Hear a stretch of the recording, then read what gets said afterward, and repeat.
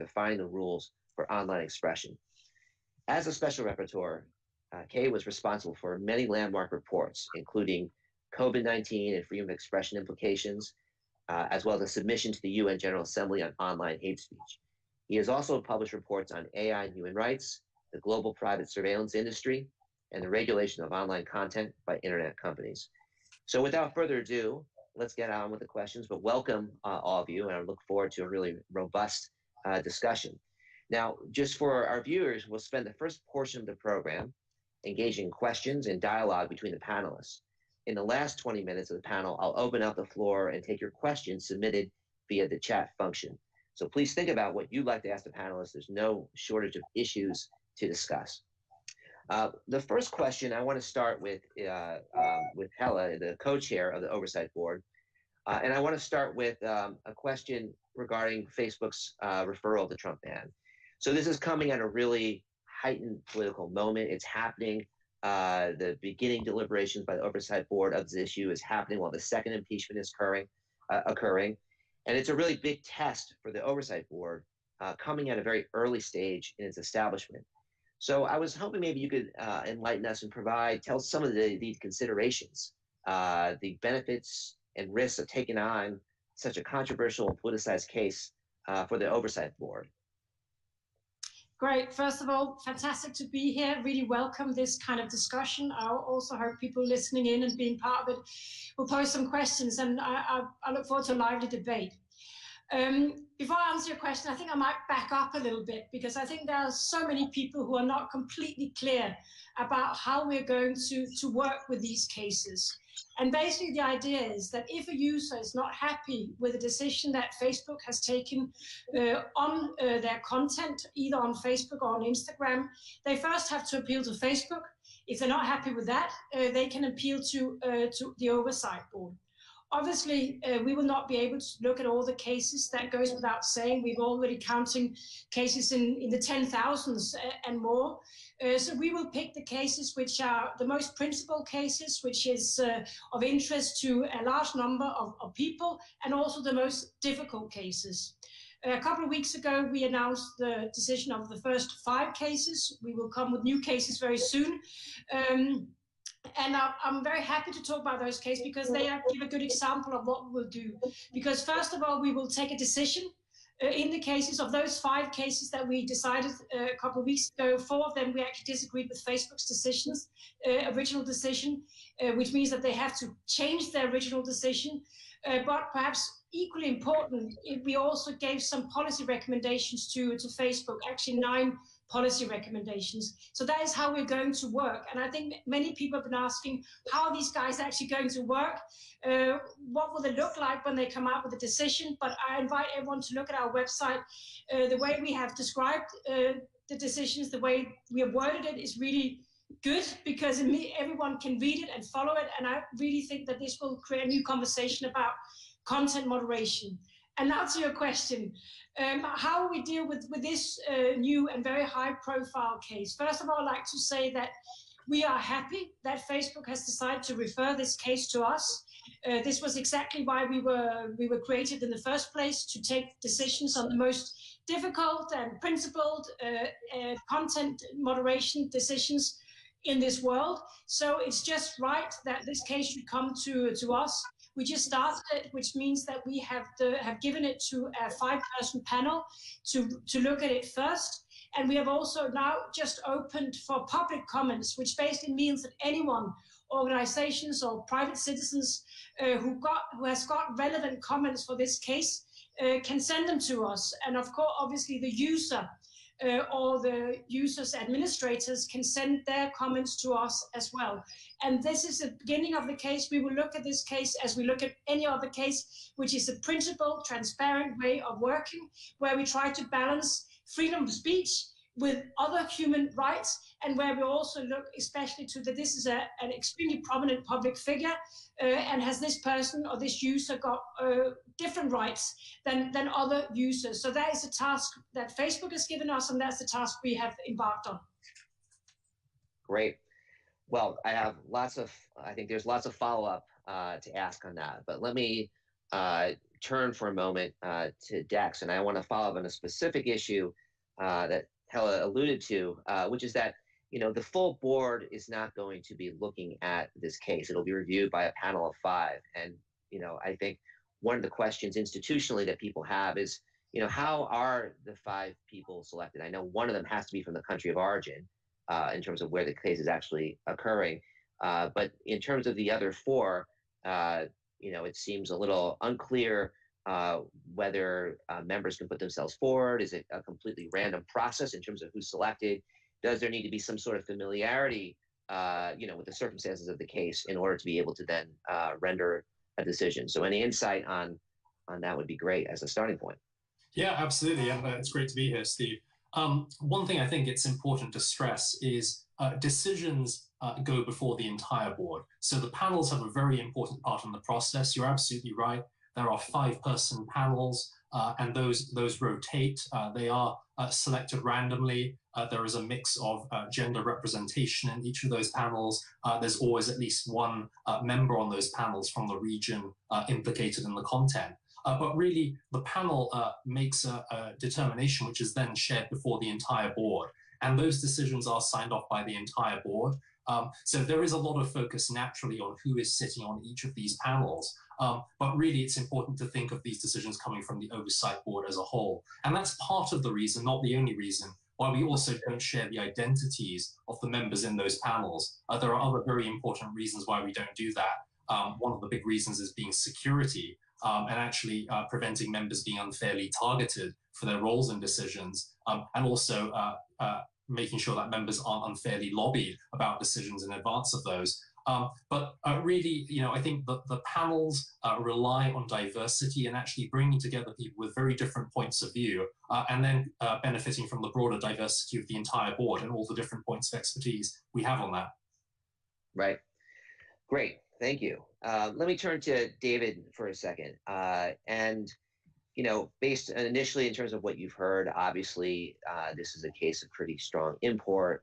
It's coming before a board that is still getting its sea legs in terms of how it'll work, what type of precedent some of its rulings will have. And it's just, while it's released its first slate of cases, there's a lot that's unknown in terms of how this whole new process and structure will operate.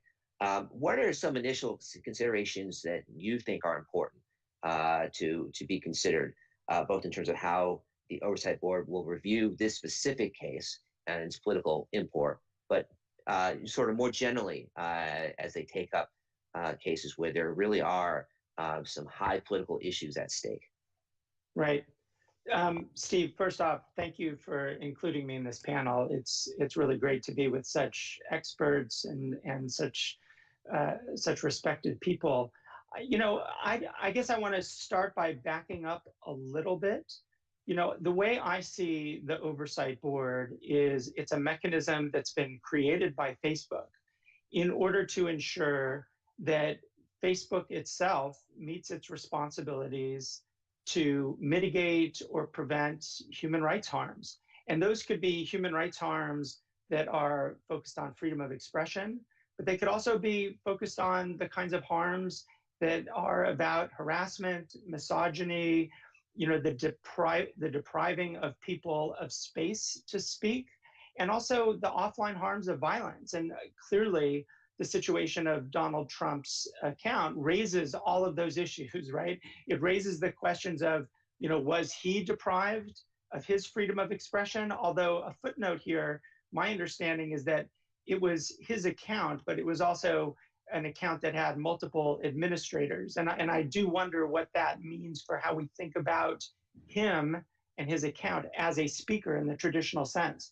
But it also goes to the other issues of the attacks on the Capitol, the attacks on American democracy, and how we think about those things. So the first thing I think of when I think of the Oversight Board is it actually serving this function of ensuring that Facebook isn't creating, causing, facilitating human rights harms? The second part of it is, and it's related to that, is that the Oversight Board, as I think as innovative a project as it is an expensive project. It's a project that is probably going to be difficult, if not impossible, to be replicated by other companies. Maybe YouTube and Google could do it. I'm not sure anyone else could. And it raises a question in terms of how we should take the decisions that come out of the oversight board. I think of the decisions as being very specific to the kind of platform that Facebook is. That means that the decisions should pay very close attention to the context of speech and the implications of speech on Facebook in particular. But I don't think that we should understand the oversight board, particularly in the context of the indefinite suspension of Donald Trump, or at least his account. I don't think we should take it as a statement about what other platforms must do or should do. It's not a statement, whatever the decision is, it could be a very helpful and interesting statement about how a company should observe international human rights law, but it's not a human rights body per se. So there are a lot of things going on here. And from my perspective, I'm going to be judging the outcome based on basically that fundamental question: is the oversight board providing guidance to Facebook in terms of how it should protect, defend, promote human rights on that platform? Great. Now, that's a really important point. And I also think it's interesting, too, that you raised the issue that just because there is a decision made in terms of Facebook as a platform doesn't necessarily mean that that ought to apply to some of the other platforms. I would say that given how we saw the suspensions occur in sort of succession between Twitter, Facebook, and a rapid number of other platforms, my guess would be that the impact of this decision, whatever it is, will probably extend to other platforms and other technological means as well. But I guess we'll see how that relates. I want to go back to Hella and ask you a follow-up question. One of the issues that Facebook has asked the board to consider when it comes to the Trump ban, it really relates to the political leader question. And that's the issue. Should political leaders have a greater amount of discretion or be given a wider berth to say things, even if they violate community standards? And the answer up until the Trump suspension, for the most part, was yes, because of high public interest. In fact, Facebook called this its newsworthiness exception. Now it seems that we're sort of turning in another direction. But given as a former head of state, I'd welcome any insights that you would have on this particularly thorny issue. I think you may be on mute. It's because someone was making noise in my building. Now you're good. I think they're off now, but if you have weird noise, then that's what it is.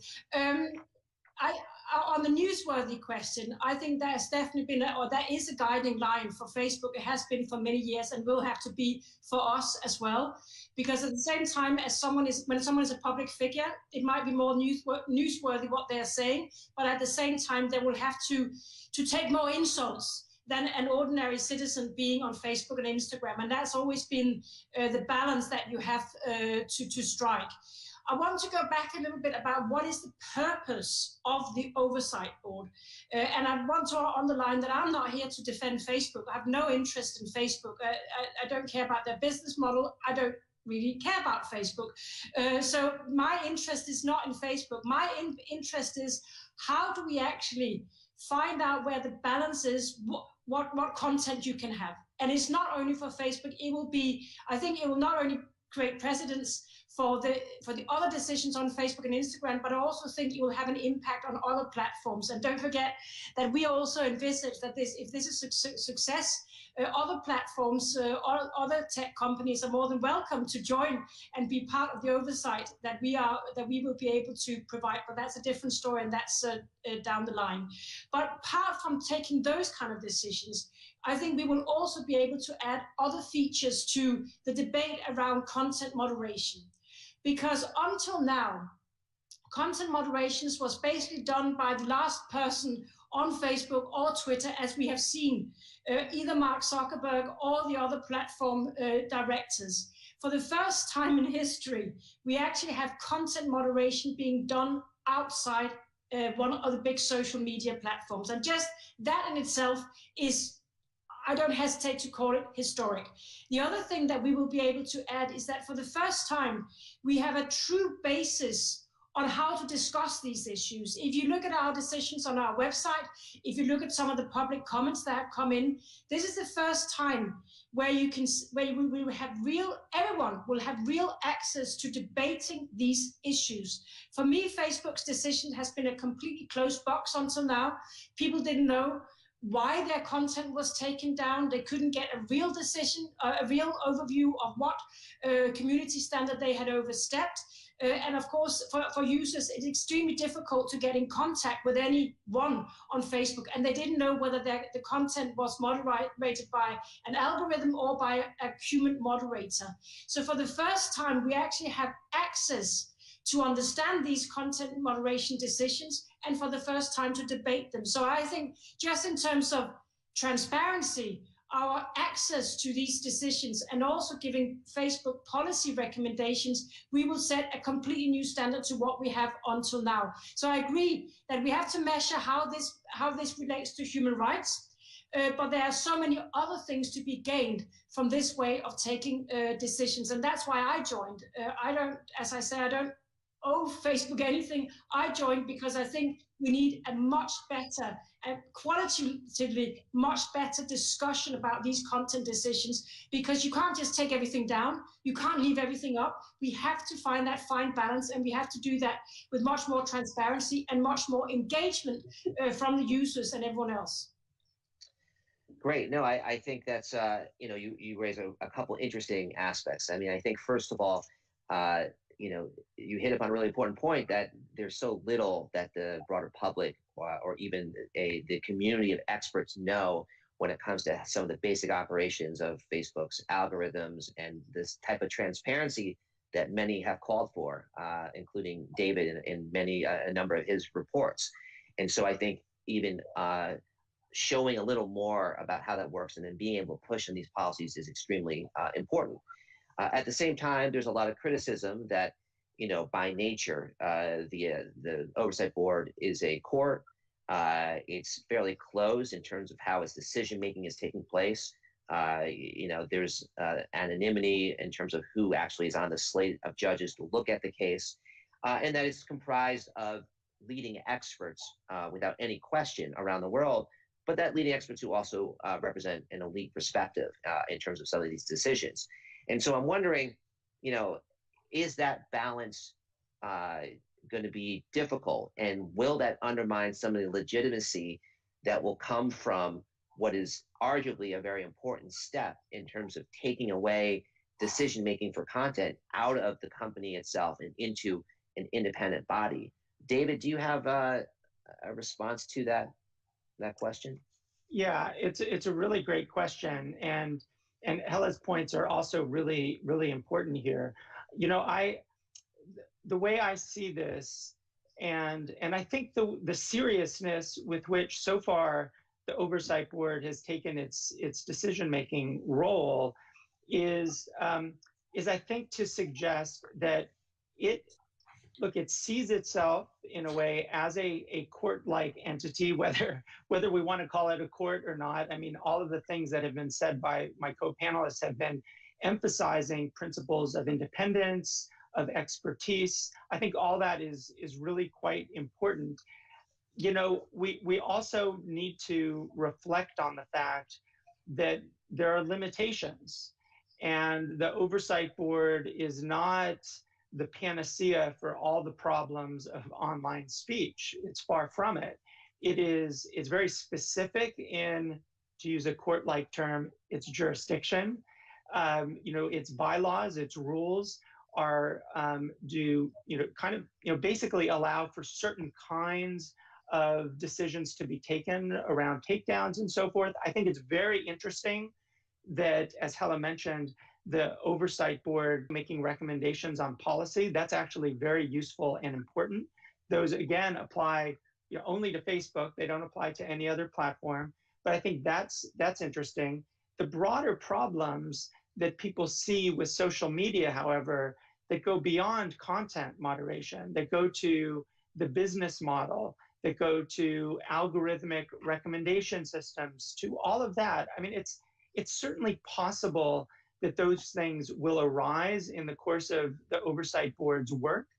And I hope they don't shy away from that, even if the bylaws are unclear about whether they can or can't do that. But I do think we should look at the oversight board as I don't want to say narrow, because I do respect and applaud Facebook for creating this, to be honest. But I don't think we should put all of the responsibility for fixing Facebook onto the shoulders of the board and its panel members. I do think, though, that there are some serious issues, the kind that you're identifying, around anonymity of the judges and those participating in it. I get Dex's points about protecting that system. I guess I'm not as concerned about that as the oversight board seems to be.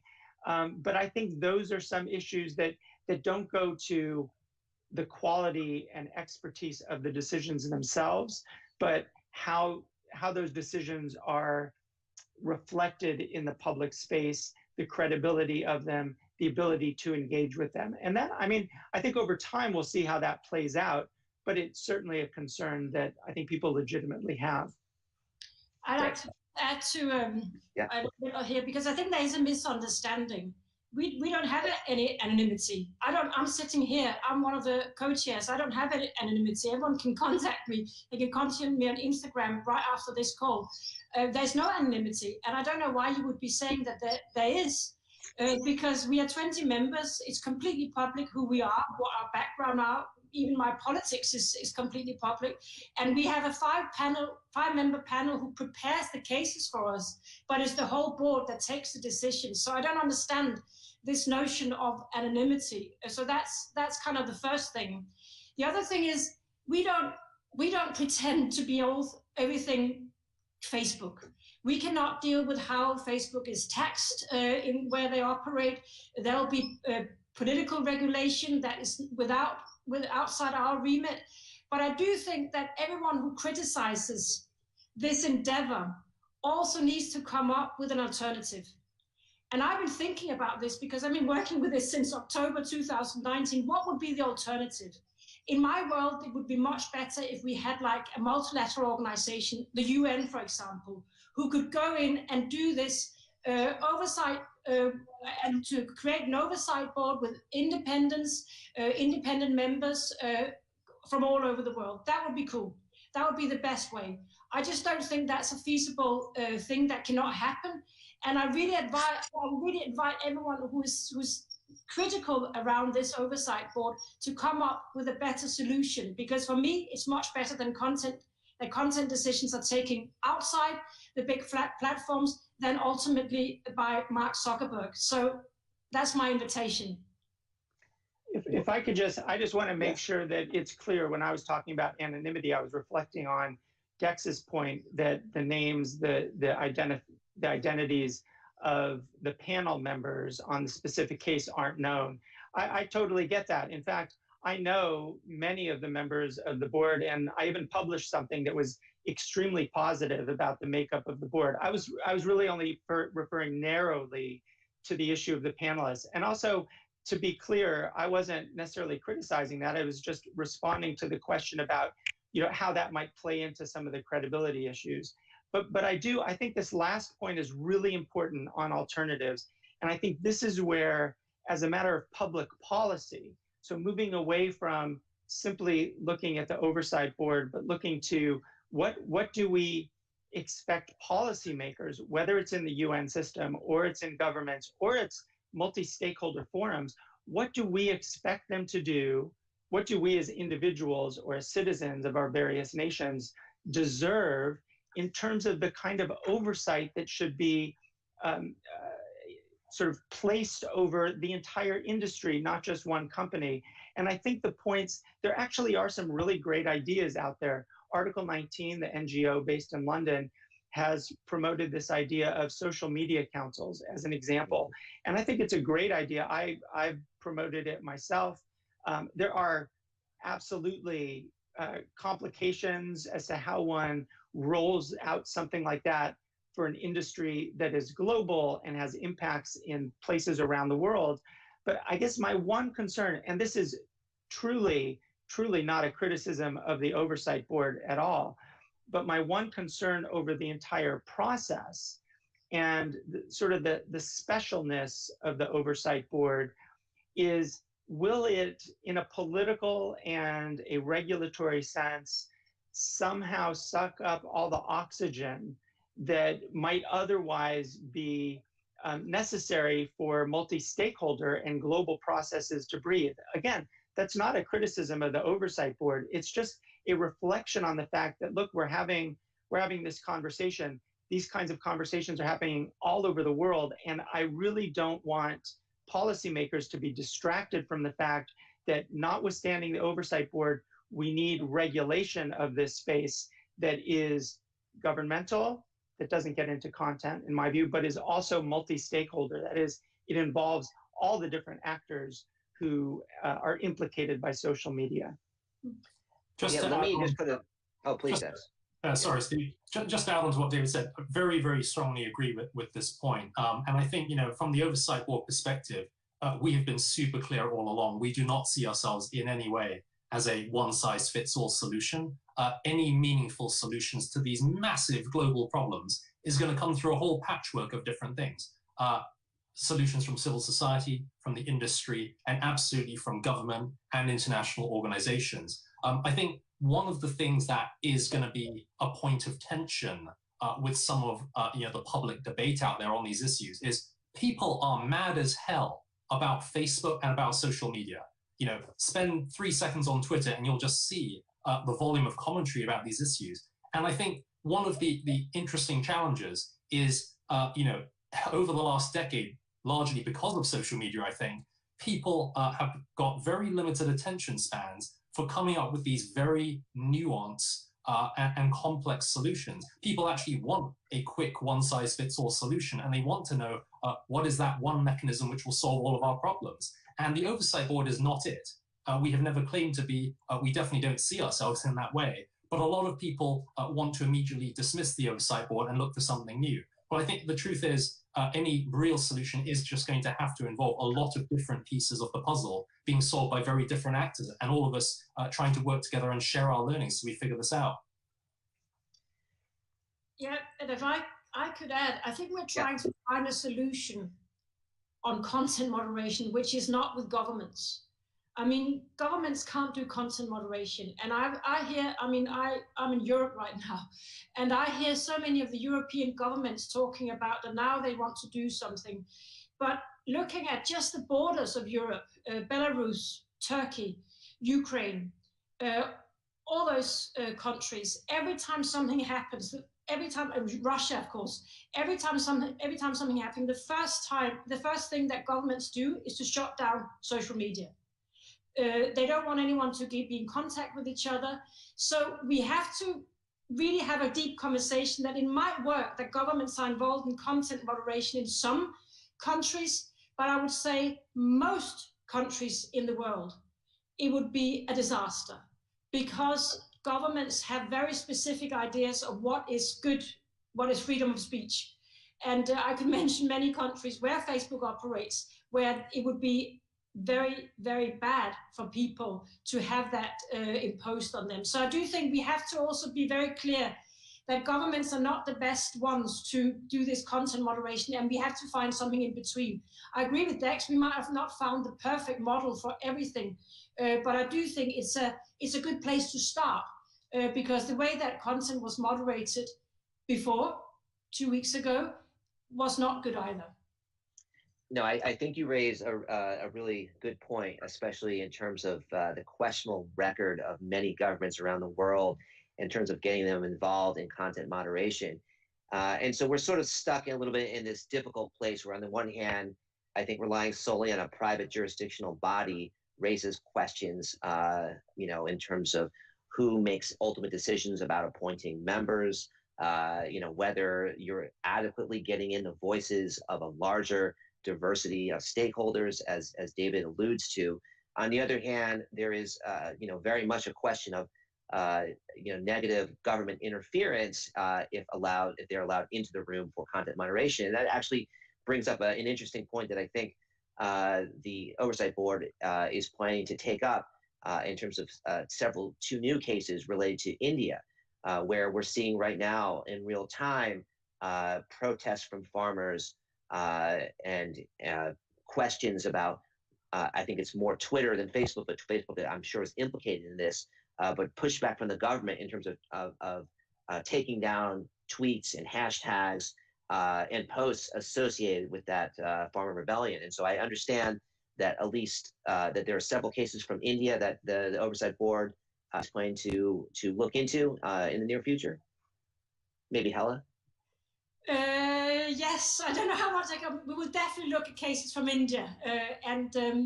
I say cases because I think there'll be a few cases from India. It's a very big country, lots of Facebook users out there. And also issues like what you're suggesting. I don't think I can go into it much further, but you'll see it on our website very soon. Okay, good. Well, I was told. Oh, David, please.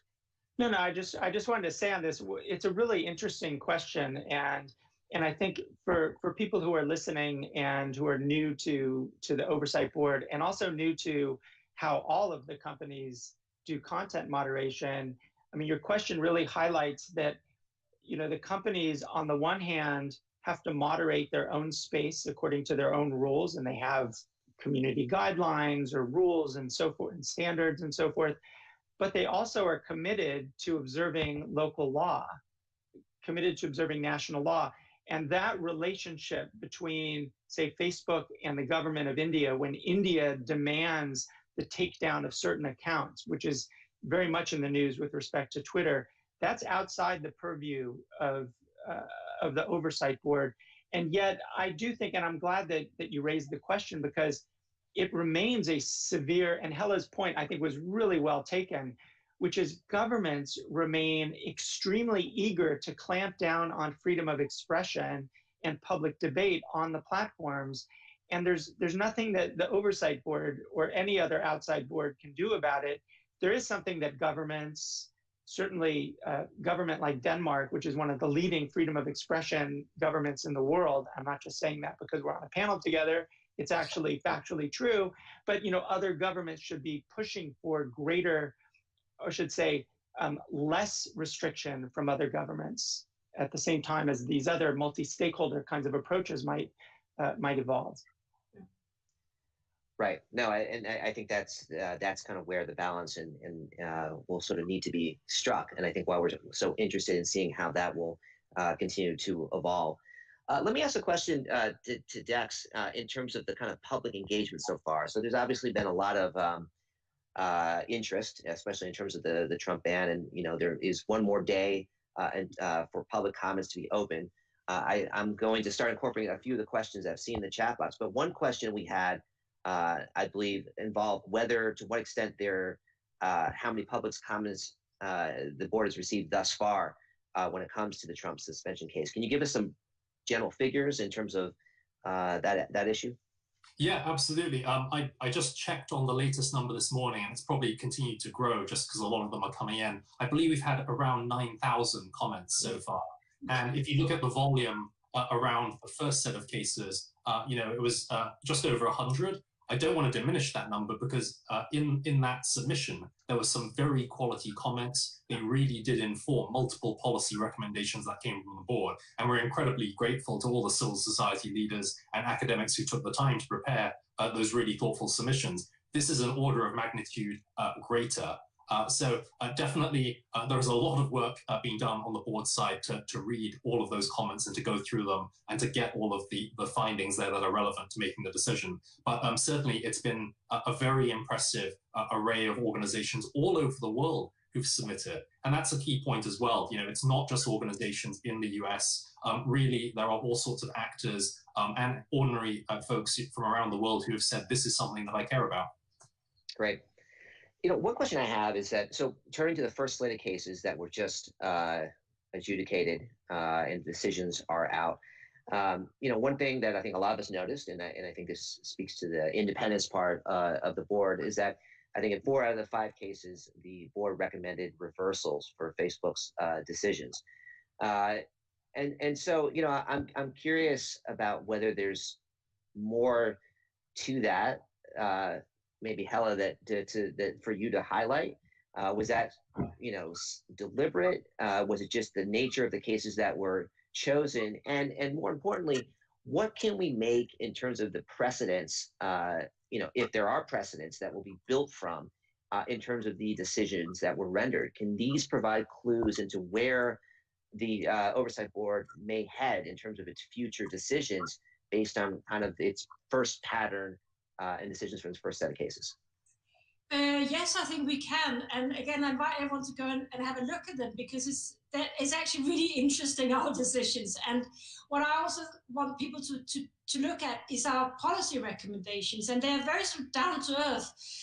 One policy recommendation is that for certain parts of content, Facebook needs more human moderators to look at the content. We had a case with a Brazilian doctor who put up different photos of stages of breast cancer. Facebook decided to take it down. We were very convinced that Facebook had made an error. And when we pointed that out to Facebook, they tried to take it back. We said, no, you can't do that. Now we have to go through the process, and we have to make sure that we actually learn from this, so you can also learn that it's not always a good idea only to have the algorithm moderating the content. You actually need a human moderator. So that was one very clear recommendation, and I think that will create a huge difference. Don't forget, this was in October month, where there's focus on breast cancer, and this will actually create a precedent for the global community when they want to focus on that. Another interesting thing where we gave advice to Facebook was on their health information. It turned out, when we look at a specific case, that Facebook wasn't very clear on what how their community standards on health misinformation should be interpreted. So we advised Facebook, first of all, to get their house in order in terms of not only because they changed a lot over the last year for obvious reasons. So it hasn't actually been incorporated into the community standards. And we said to Facebook they should do that. But moreover, we also invited them, or asked them, or advised them to put this into a report, so we could see what is actually the community standard on health misinformation. And I could go on, because we have 9 different recommendations for Facebook. So look, I think the interesting is to look at the cases, but also look at the policy recommendations that we came up with. And I want to say one last thing, and then I'll stop, is that I wouldn't say that just because we disagreed with Facebook on 4 of the 5 cases that we decided on until now, that really proves our independence.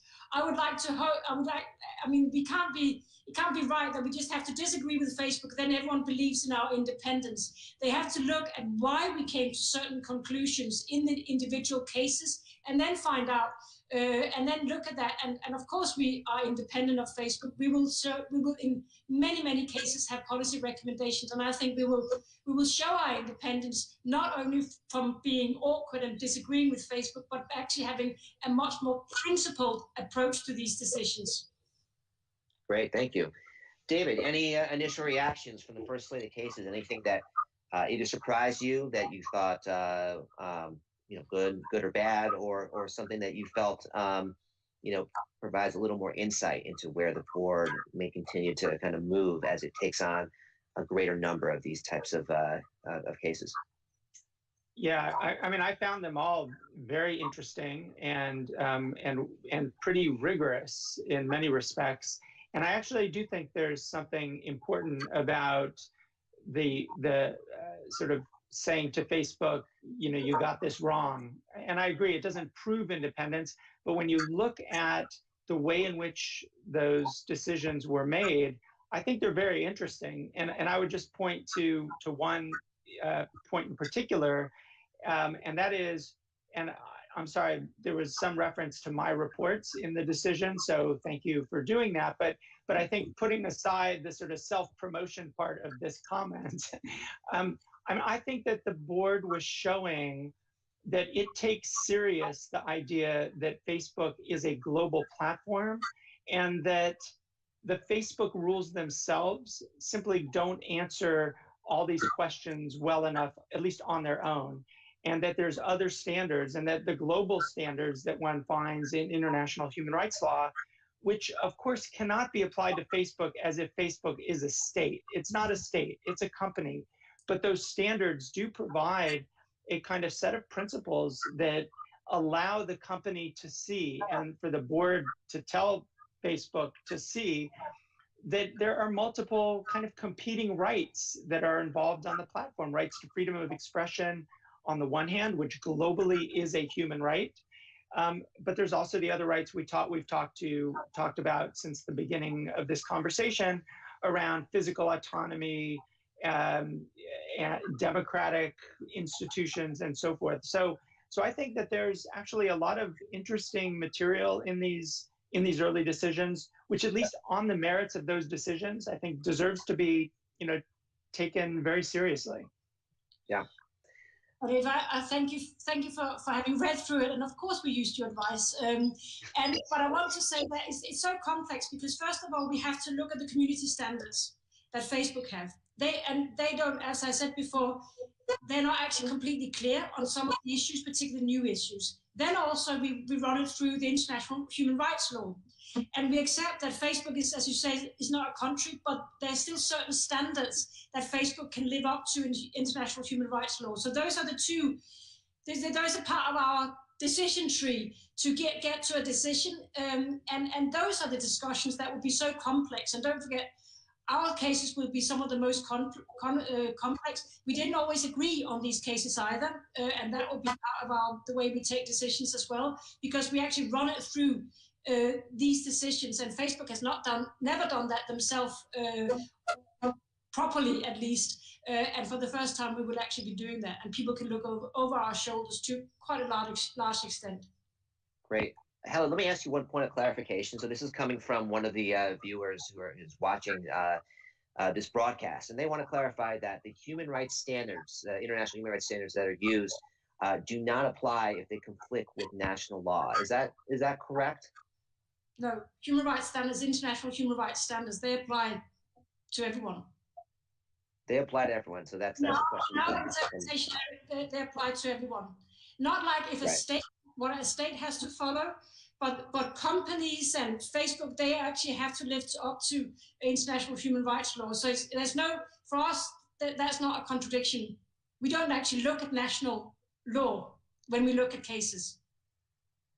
Good, and I think that's something that can be a misunderstanding for a lot of people, because you can't assume that the national laws that are in every country are put forward in a way that conform to international human rights law and international law, and that goes to the problem of dictators and autocrats putting forth whatever types of laws they would like, and then sort of saying, well, this is national law, you must comply. I think it's super important that Facebook might look at national law in countries where they want to operate.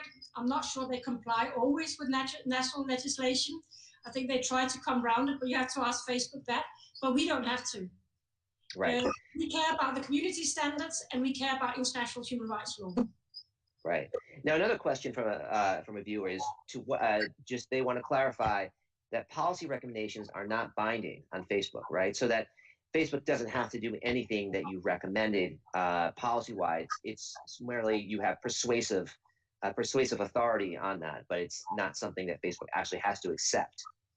There is a distinction. Our decisions, Facebook have to follow those decisions. And that means, for example, the 4 cases we disagreed with Facebook, they will have to put that content up again. So that's one thing. On our recommendations, they have 30 days to reply. And they don't have to follow it. But I would also say that every year we're going to do a report on our work. And if Facebook hasn't followed any of our recommendations and not giving good explanation for why they're not following our recommendations, I think that will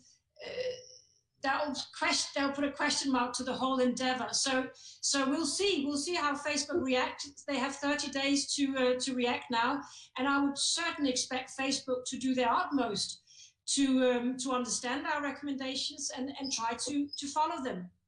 And just to add to what Hella said, I mean, I don't think the policy recommendations, even though they're not binding, and that's clear, they are unimportant. This is the first time that Facebook has been required to show their thinking on these issues.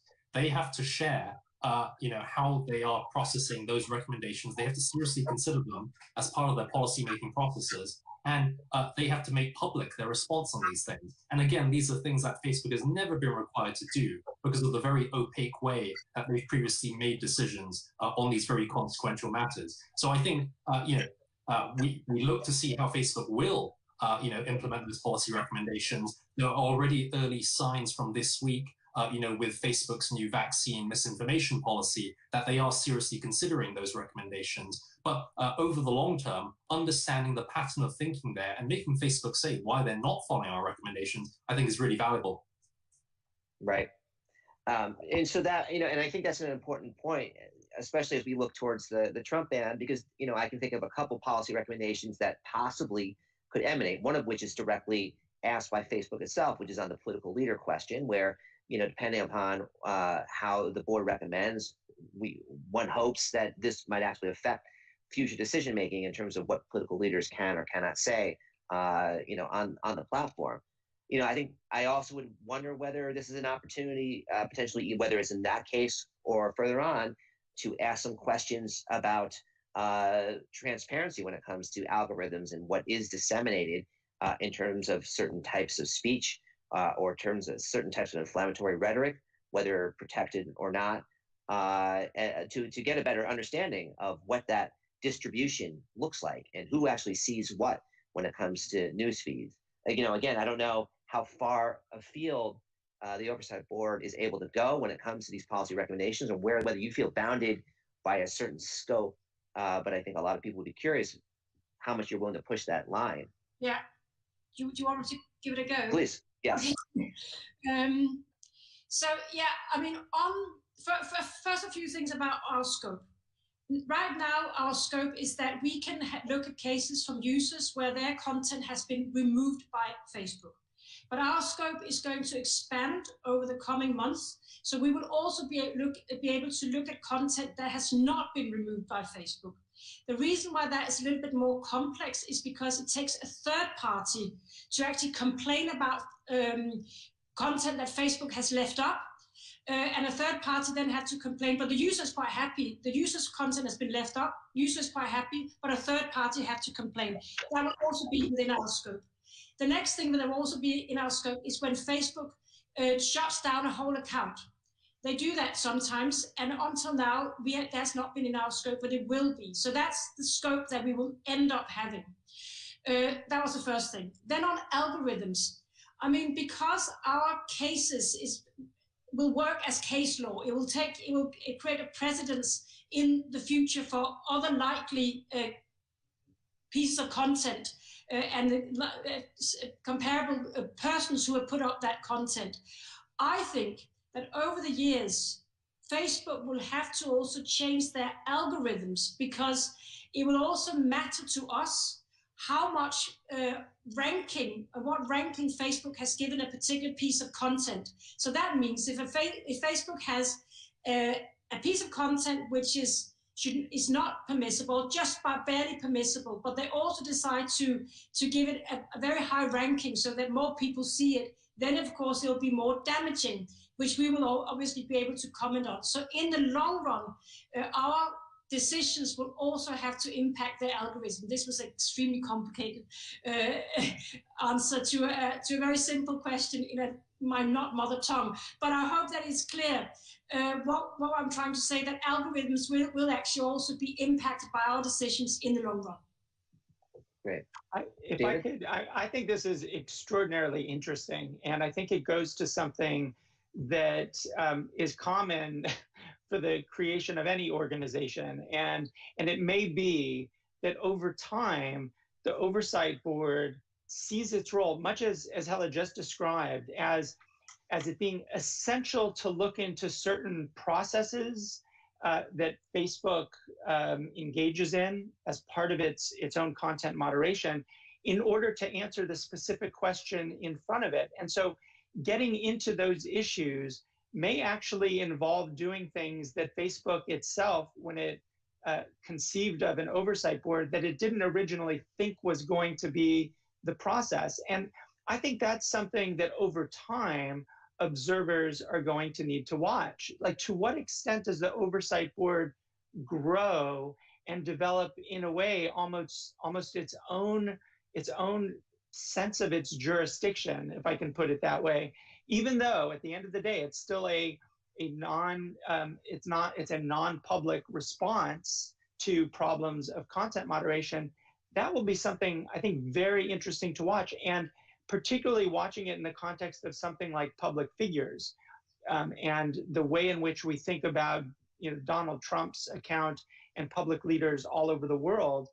I mean, I think that one thing that will be very interesting to watch, not just in this initial decision, but perhaps as this arises in the future, is the extent to which the oversight board essentially says to Facebook, in order to do the contextual analysis that is really important if you're assessing, for example, incitement to violence, you're going to need to devote more resources to this problem in X, Y, and Z country or jurisdiction around the world. That's pretty interesting. That's a policy recommendation, but it's also a kind of impact that I think may go beyond what people might see as the four corners of the responsibility of the oversight board, but one that it sounds like I think will be open for it to take over time. Yeah, no, I think it's really interesting to see how the board will evolve. And, I do wonder that over time, whether it is even something that could take on more of a multi-stakeholder aspect, whether by proving and expanding its jurisdiction, it becomes a model for, different creative ways to get at some of these tricky content moderation questions. So I guess we'll see. One precedent question I want to ask. I know we're starting to run to our last few minutes. Circling back to the Trump ban and the issue of political leaders, is that I wonder if taking on this question when it comes to Trump is something that will then lead to a greater precedent in terms of looking at the speech, the potential incitement of other global leaders, including world leaders who haven't just lost an election. And so some of the leaders that have mentioned, whose content has been just to be diplomatic questionable, but Bolsonaro in Brazil, Rodrigo Duterte in the Philippines, both of whom are still in power, and yet you could make a very strong case that what they have done, how they've used social media and Facebook, is equivalent to and has been equally bad in terms of what we saw from Trump. So are we opening the door to examining the conduct of other political leaders as well? Hella? Well, we had a former Malaysian prime minister in the last case, which you can look up. So I do think political leaders will be part of our consideration. But I also want to calm ourselves a little bit now, because we go to this task with extreme modesty, and we are very humbled by the number of cases that we've seen, the 9,000 public comments. I hadn't heard the latest figures until Dex told us today. So we will take it case by case. And our principle for choosing these cases will be the same. They have to be of a principled nature. They have to be of interest to a lot of people. And of course, they will be difficult.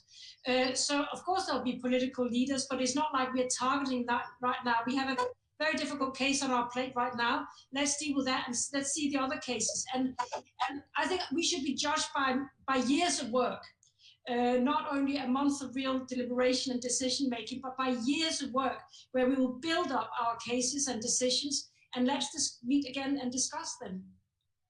Very good. Well, we only have a couple minutes left, so at this point, I want to sort of turn it over to final reflections before we conclude what's been a really fascinating conversation. I want to give each of you an opportunity to offer your any last perspectives. I don't know, we could go back to Hella or David if you want to go in initially right now, and then we'll just quickly. Yeah. Sure. The last words. So first of all, thank you for hosting this conversation. It's been really interesting, and truthfully, we're all on a lot of Zoom calls and conferences these days, and this was exceptional.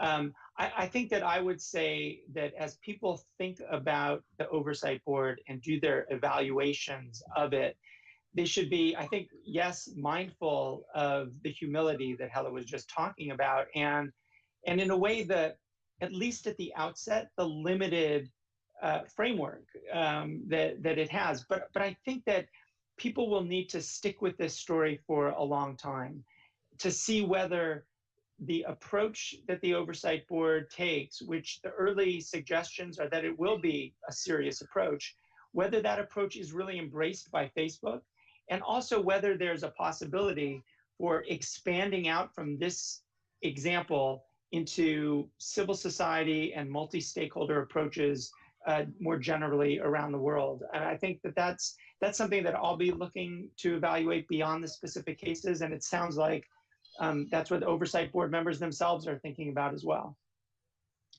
Great. Any last observations from Dex or Hella before we wrap up?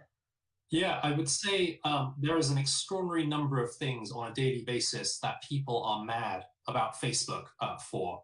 And there are all sorts of giant challenges going on in the world. We are not going to be able to deal with all of those. The Oversight Board was not created to deal with all of those things. But I don't think we should count out the fact that we are doing a specific, very important thing. And this is a model that we're testing here to see if this is the kind of institution that can have an impact in one sphere of Facebook and the content moderation challenges they face. Over time, it is something that will absolutely evolve and grow, and as we build up our expertise and our body of experience in dealing with Facebook, I expect there will be more capabilities that come onto the board. So we are on a journey. It's not something that we necessarily know the final destination yet, but we are looking to test this model and refine it further. So definitely we're excited to share our progress on that as we go through it. Very good. Hella, any last comments or? Things first, online the humility that I talked about before, but also to all of those criticizing the Oversight Board and being doubtful whether this is a good idea and saying, oh, we should do this and we should have a bigger scope. I just hope that people will not let the perfect be the enemy of the good. This, in my view, is the second best. We need to keep debating it like we're doing now. We need to keep making it better. But I think already now we've shown that our way of moderating content is better than what we had 2 weeks ago. All right. Well, with that, thank you all again for participating. I certainly learned a lot. I thought it was a really great conversation, and all eyes will be watching the board in the coming weeks and months, as it renders some really important decisions for content moderation and generally for free speech. Thank you again, and have a great day. Take care. Thanks. Thank you. Take care. Bye-bye.